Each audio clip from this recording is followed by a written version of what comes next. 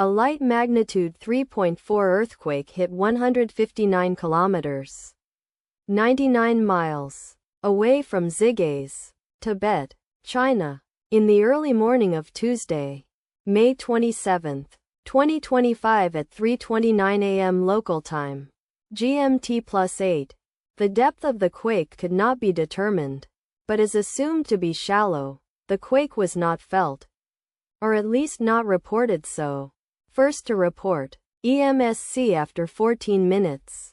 The earthquake occurred 7 days after a magnitude 4.3 earthquake had hit on Monday, May 19, 2025, at 8 p.m. local time. Asia, Shanghai GMT+8, in 44 kilometers, 28 miles, distance to the west. Data source from Volcano Discovery. Did you feel it? Let us pray. May God protect everyone. Amen.